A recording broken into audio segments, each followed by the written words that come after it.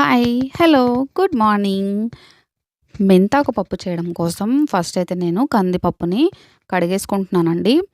ఈ కందిపప్పుని నేను first shop నుంచి తీసుకొచ్చిన వెంటనే డ్రై రోస్ట్ చేసి పెట్టేసుకుంటాను. సో, కడిగిన తర్వాత పప్పు ఉడకటానికి కావాల్సినంత వాటర్‌ని యాడ్ చేసుకొని, పసుపు, కారం, టమోటాలు, పచ్చిమిర్చి, వెల్లుల్లిపాయలు అలాగే ఒక ఉల్లిపాయ కూడా వేసుకొని మూత పెట్టేసి పప్పు ఉడికేంత వరకు ఉడికించుకోవాలండి. అన్ని కుక్కర్‌లు సేమ్ కాదు గదా! అందుకే విజిల్స్ చెప్పట్లేదు నేను. అది ఉడికేలోపు మనం మెంతాకుని శుభ్రం చేసుకొని, క్లీన్ చేసుకొని, కట్ చేసుకొని పెట్టుకోవాలి. చూసారు గదా! పప్పు ఉడికిపోయింది. ఇప్పుడు పప్పు గుత్తితో బాగా మెదిపేసుకోండి. పోపు పెట్టుకోవడం కోసం ఎండుమిర్చి, వెల్లుల్లిపాయలు, ఆవాలు, జీలకర్ర వేసేసి ఇవి కొంచెం కలర్ చేంజ్ అయ్యే వరకు ఫ్రై చేసుకొని, మెంతాకుని ముందే శుభ్రం చేసి పెట్టుకున్నాం కదా!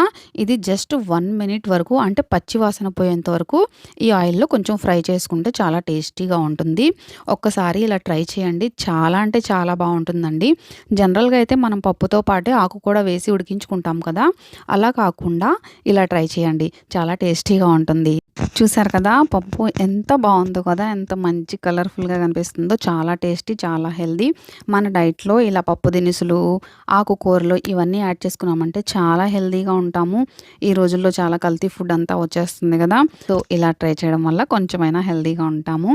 అండ్ ఈ పప్పుతో పాటు బంగాళదుంప ఫ్రై, చిక్కుడుగాయ ఫ్రై, గోరు చిక్కుడుగాయ ఫ్రై ఇలాంటి ఫ్రై రెసిపీస్ ఉంటాయి కదా! అవైతే చాలా బావుంటాయి.